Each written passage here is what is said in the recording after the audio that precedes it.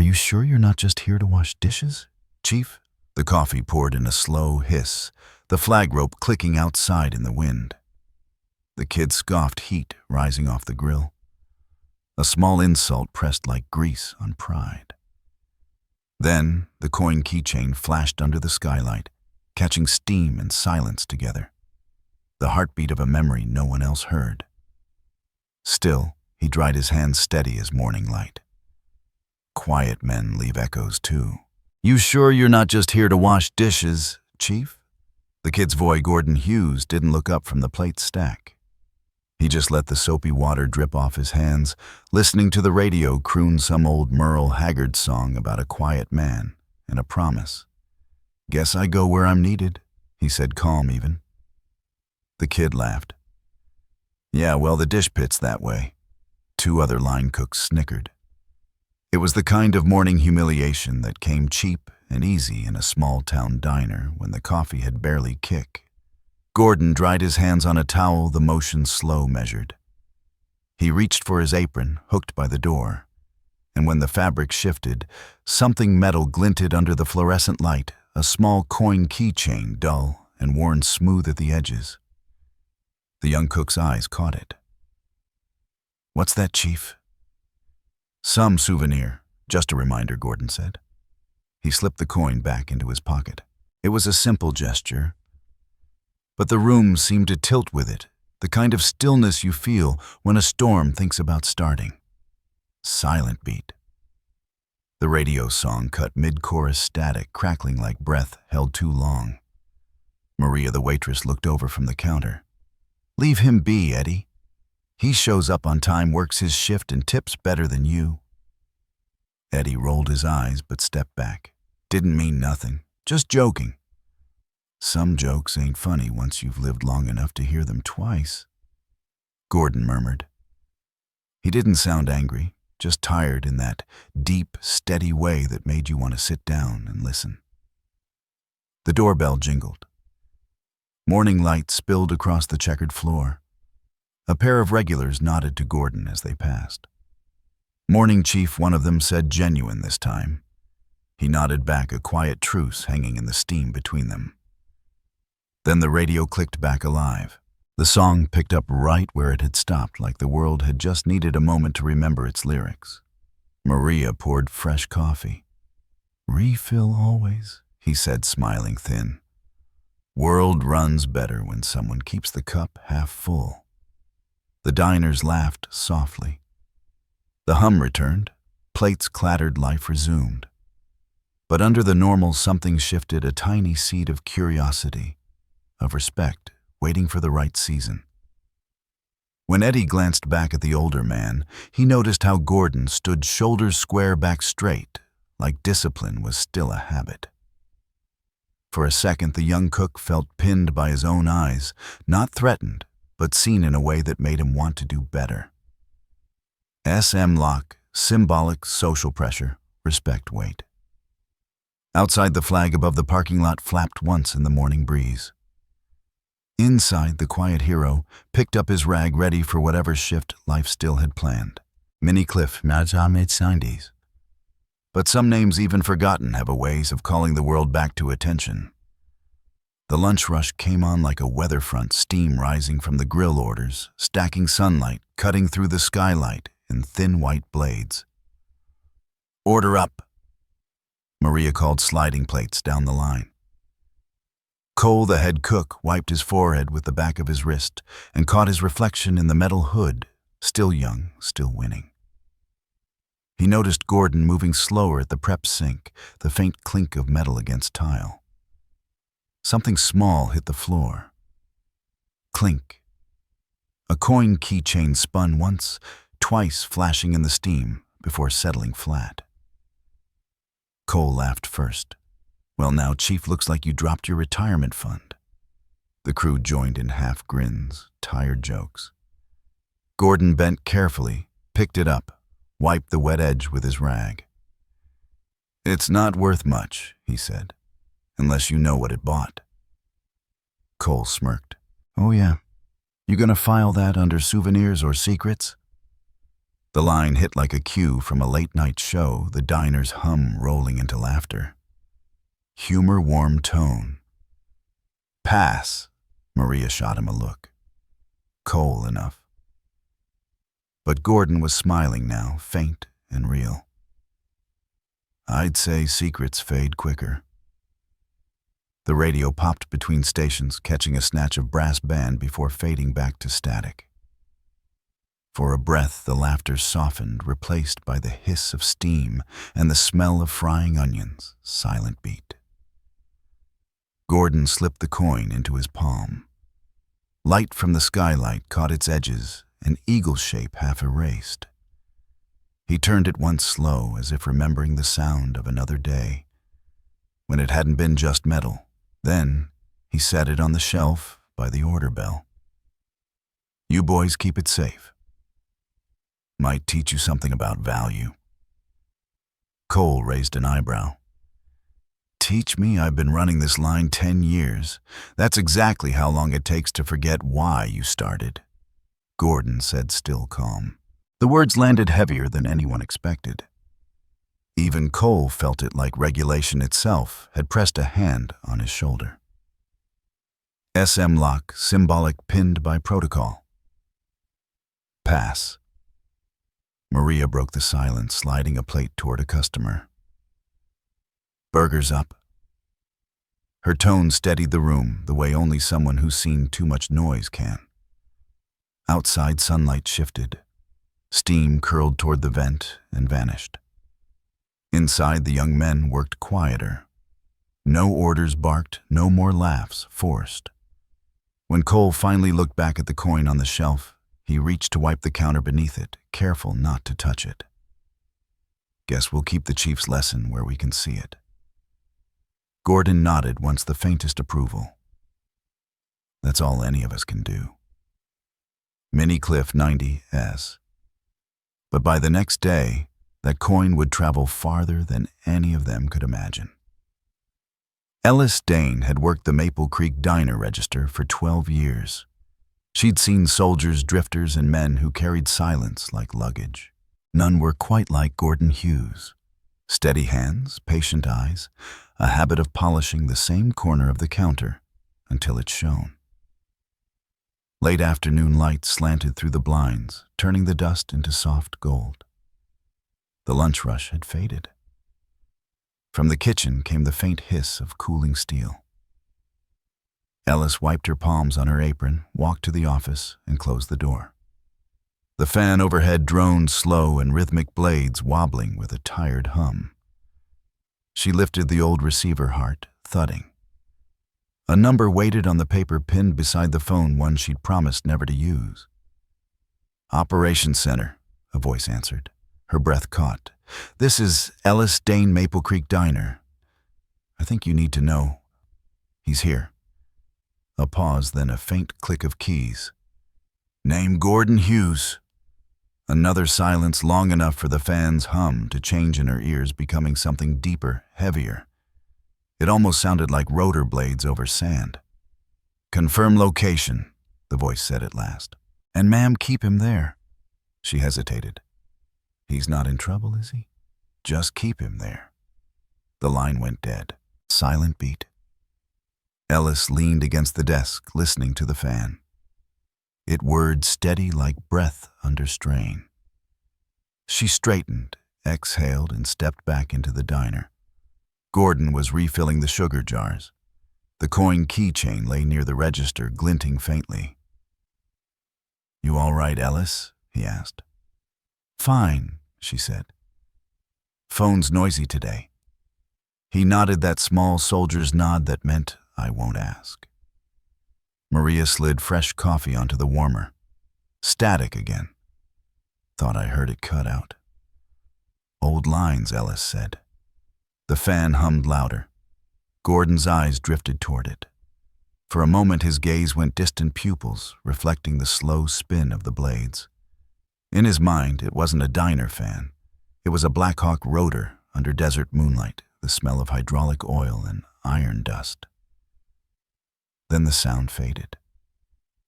He blinked back to the hum of refrigerators and clinking cups. Cole pushed through the door, wiping his hands.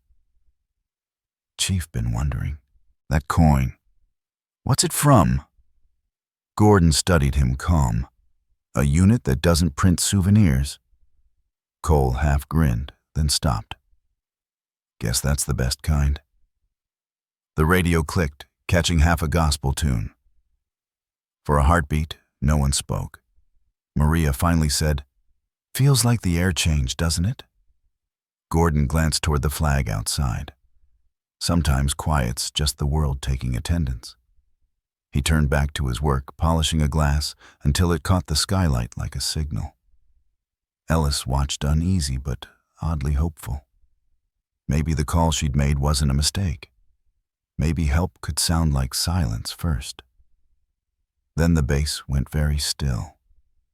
The diner door opened with a hush that felt deliberate. No bell, no chatter, just the shift of air as 6 men in dark civilian suits stepped inside. Maria froze mid-pour. Coffee overflowed the rim and steamed between her hands. Gordon didn't turn. He knew that kind of silence. It was the kind that came with rank. Cole straightened by instinct, wiping his palms on his apron. "We closed," he whispered. No one answered. The tallest man stepped forward, gray, at the temple's posture straight as a yardstick. His eyes found Gordon's back. "Mr. Hughes." The voice wasn't loud, but it carried through the diner like command itself. The chatter from 2 customers near the window died off instantly. Gordon turned slow. His expression was unreadable, but his eyes, those steady pale eyes, took in everything: the polished shoes, the formation, the faint outline of shoulder holsters that meant these weren't accountants. The man stepped closer and stopped 3 feet away. Then he snapped his body to rigid attention and raised his hand. The salute cut the air like a drawn blade. SM Lock Plus. Evidence. The salute hit him like thunder, but no sound. The younger cook stared, mouths open. The room didn't breathe. Even the radio mid-song flickered into static, as if sound itself refused to intrude. Maria whispered, "Good Lord."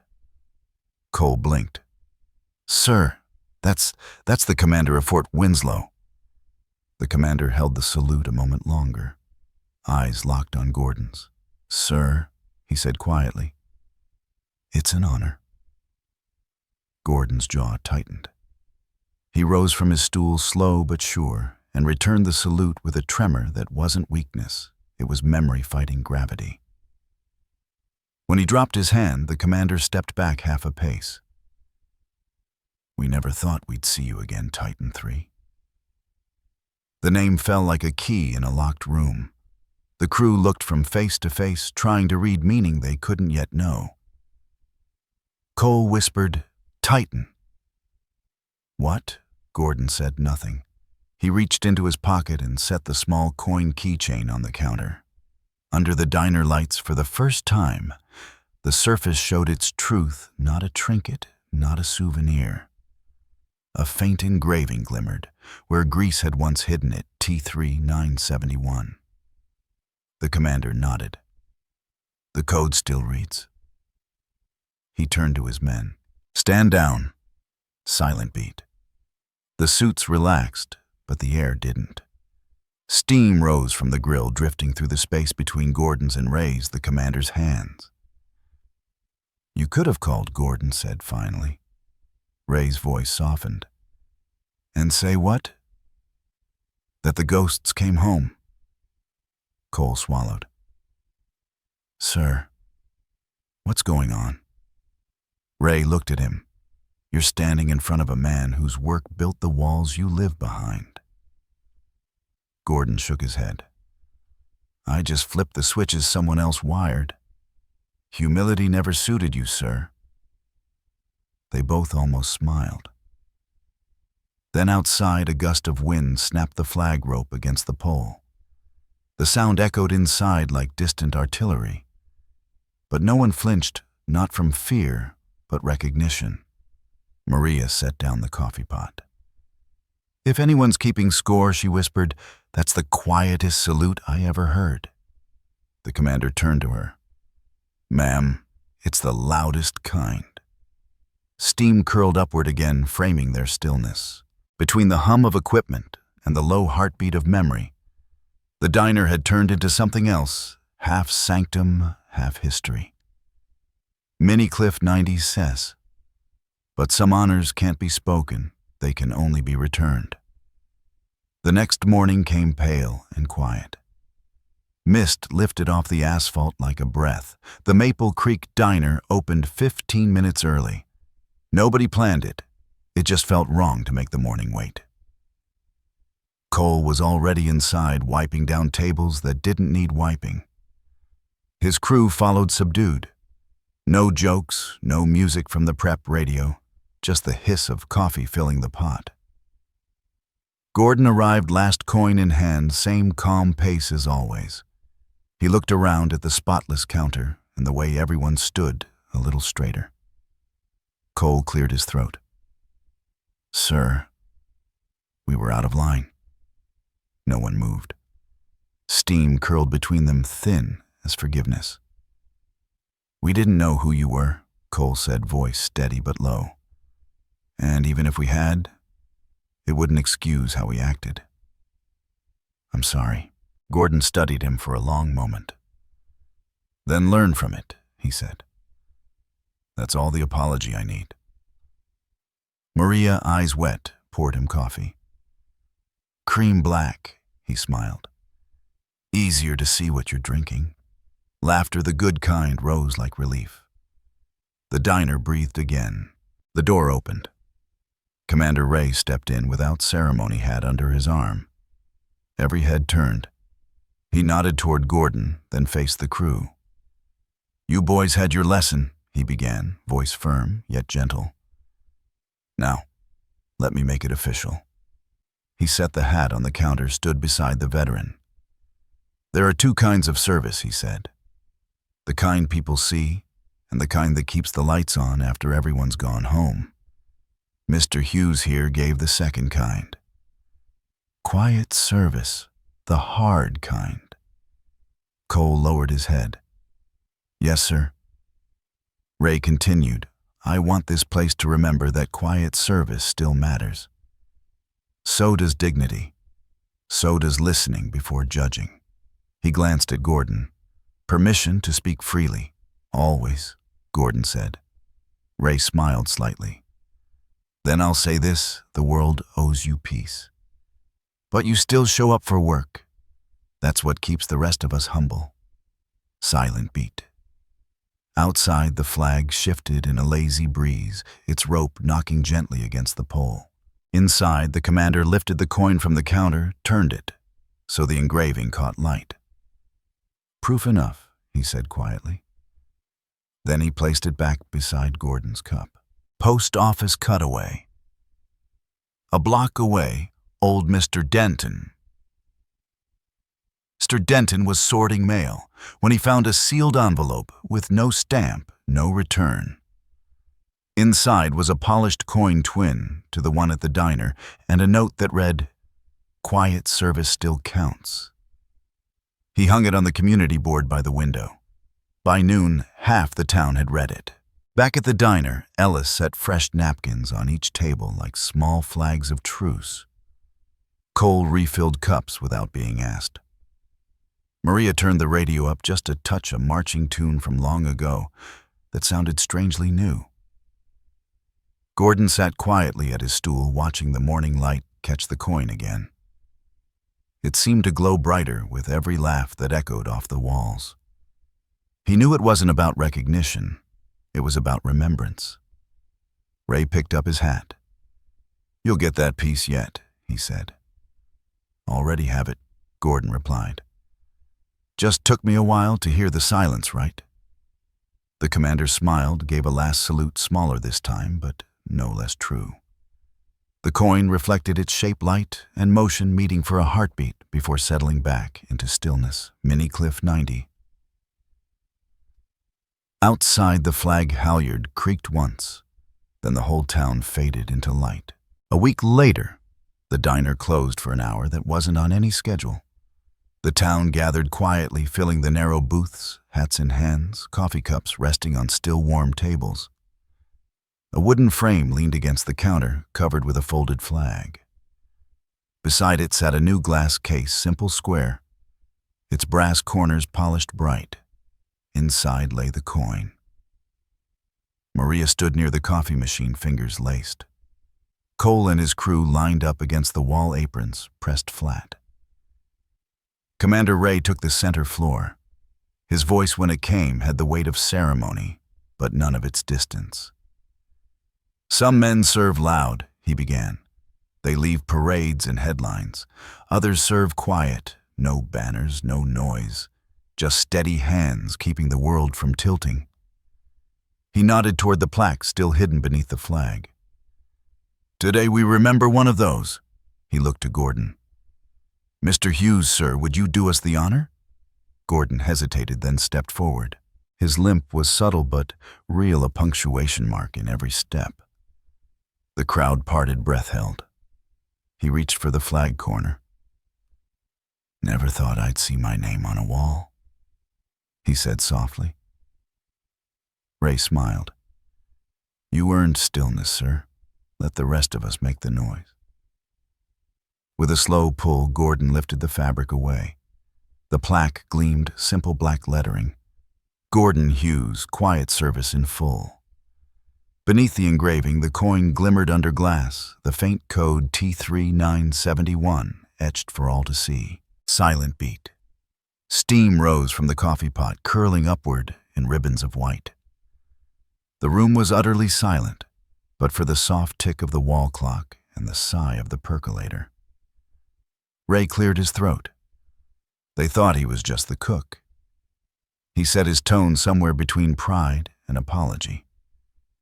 Turns out he was the reason the rest of us could eat in peace. The line hung in the air. Tidal echo lock pass. Maria dabbed her eyes with a napkin. Cole whispered, "Guess heroes don't retire, they just change uniforms." Gordon chuckled low and warm. "Uniforms fade," he said, "but a promise doesn't." The crowd murmured assent. Outside sunlight glanced off the flagpole, and the rope gave a slow, rhythmic creak. At the post office later that afternoon, Mr. Denton taped a photo of the plaque to the community board, right beside the original note. The caption, handwritten in pen, simply read, "Quiet service still counts." People stopped to look. A few smiled. One old veteran saluted before walking out into the afternoon light. Back at the diner, the rhythm of normal returned, plates, clinking chairs, sliding laughter returning like cautious birds. Yet something in the air had changed. Respect had found a new gravity. Gordon sat at his usual stool. Maria refilled his cup without asking. Steam curled again between them, a quiet language of gratitude. "Feels lighter now," she said. "Peace usually does," he replied. Ray stood by the door, hat in hand. "You ever need anything, sir? Base or town, we're here." Gordon nodded. "You already were." The commander extended his hand. The old man shook it firm, steady. Their eyes met, veterans of different wars bound by the same silence. Ray turned to the room. "Let this be our reminder, service doesn't always shout. Sometimes it just keeps showing up."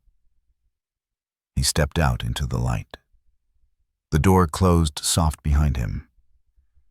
Gordon watched the flag through the window, the halyard creaking once as the breeze caught it.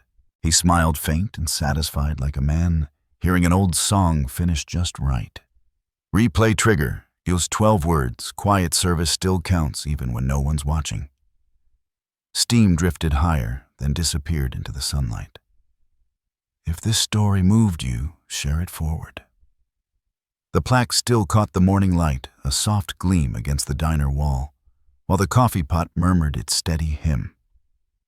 Still, folks kept stopping by, tracing the engraved name with quiet fingers before leaving a coin of their own beneath the glass.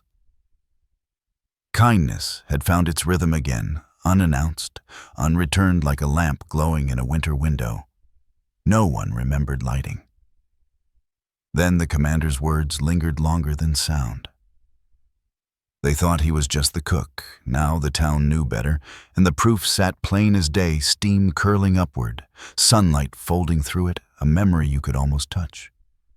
Quiet service still counts. If this story moved you, share it forward.